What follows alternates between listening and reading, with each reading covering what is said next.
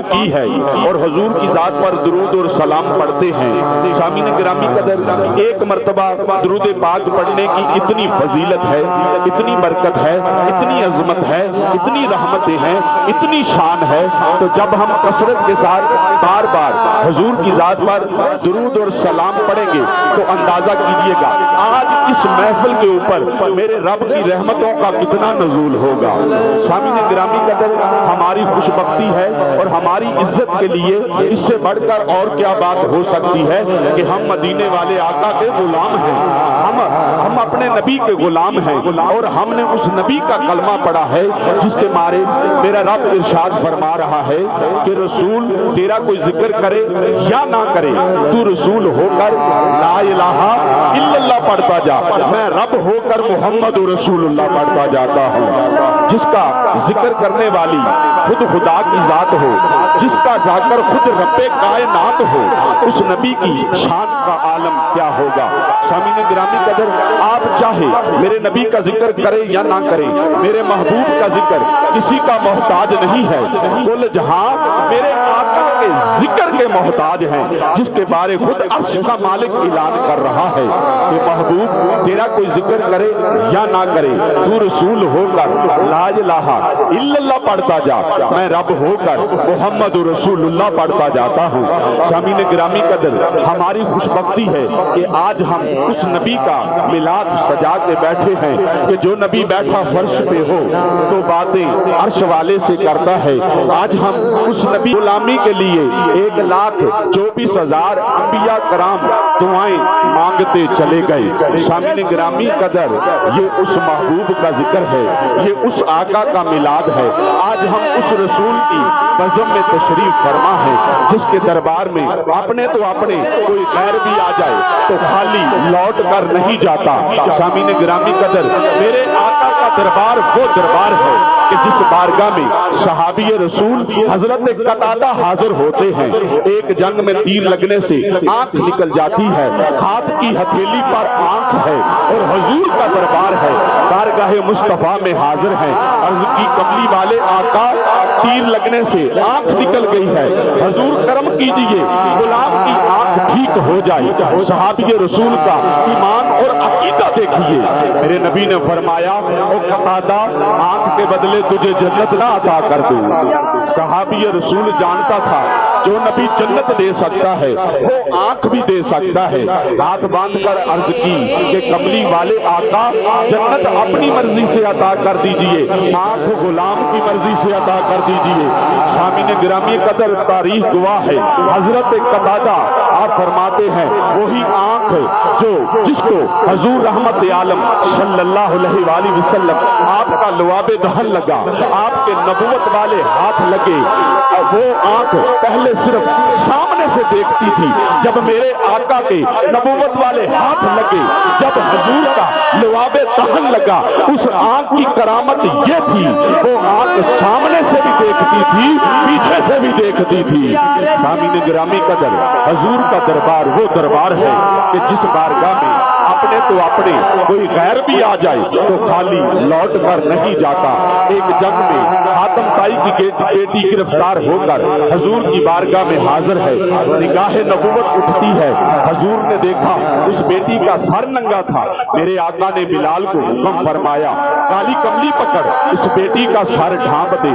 عرض کی یا رسول اللہ صلی اللہ علیہ وآلہ وسلم، آقا کافر کی بیٹی ہے۔ میرے نبی نے فرمایا او بلال، تو جانتا نہیں دربار تو محمد مصطفیٰ کا ہے نا، بارگاہ تو مدینے والے آقا کی ہے نا، بارگاہ تو کملی والے محبوب کی ہے نا۔ میرے نبی نے فرمایا بلال، بیٹی بیٹی ہوتی ہے، چاہے وہ کافر کی ہو چاہے وہ مسلمان کی ہو، اگر آج بیٹی کو عزت عظمت شان ملی ہے تو یہ میرے نبی کے قدموں کا صدقہ ہے۔ سامعین گرامی قدر، میرے محبوب کا دربار وہ دربار ہے کہ جس بارگاہ سے بن مانگے عطا کیا جاتا ہے۔ حضور کا دربار وہ دربار ہے کہ جس دربار میں حبیب یمنی، یمن کا بادشاہ حضور کے قدموں میں حاضر ہے، کہتا ہے مان جاؤں گا واقعی آپ اللہ अल्लाह के नबी हैं। मेरे नबी ने फरमाया, बोल हबीब यमनी क्या चाहते हो? कहता है, आसमान का चांद दो टुकड़े होकर जमीन पर आ जाए, मैं आप पर ईमान ले आऊंगा। मेरे नबी ने फरमाया, हबीब यमनी बोल क्या चाहते हो? कहता है, आसमान का चांद दो टुकड़े होकर जमीन पर आ जाए, मैं ईमान ले आऊंगा। शक्ल कमल का मौजूदा कुरान में मौजूद है। मेरे नबी ने नबूवत वाली उंगली से आसमान के चांद को इशारा किया, आसमान का चांद दो टुकड़े होकर मेरे नबी के कदमों में आ जाता है। सामीन गिरामी कदर कहता है, अब तब मानूंगा ये चांद फिर आसमान पे जाके जुड़ जाए। हजूर ने फिर नबूवत वाली उंगली से उस चांद को इशारा किया, चांद फिर आसमान पे जाके जुड़ जाता है।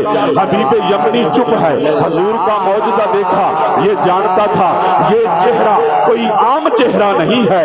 हबीब यमनी के दिल में एक बात थी, उसकी एक बेटी थी जो जिस्म से लाचार थी, मोहताज थी, बीमार थी, ना चल सकती थी, ना बोल सकती थी, ना सुन सकती थी, हर तरह जिस्म से मोहताज थी। उसके दिल में ये ख्याल था, जो नबी चांद को तोड़ के जोड़ के दिखा सकता है, वो मेरी बेटी को भी ठीक कर सकता है।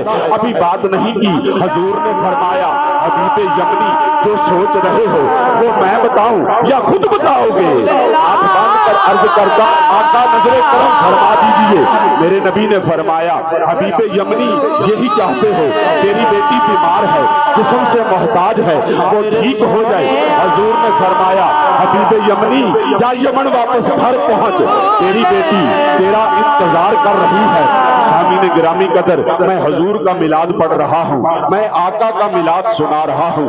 हबीब यमनी मक्का से चलता है, हबीब यमनी मक्का से चलता है, यमन पहुंचता है, अपने घर पे जाके दरवाजे पे दस्तक देता है, दरवाजा खुलता है, अंदर से उसकी बेटी जो बोल नहीं सकती थी, जो सुन नहीं सकती थी, जो पकड़ नहीं सकती थी, जो चल नहीं सकती थी, वही बेटी हाथ से दरवाजा खोल रही है, बाप की बारगाह में सलाम पेश कर रही है। हबीब यमनी ने जब सर से लेकर पांव तक अपनी बेटी को देखा, हैरानगी से पूछता है, बेटी तुझे कौन ठीक कर गया? वो कहती है, अब्बा यहाँ पूछते हो कौन ठीक कर गया?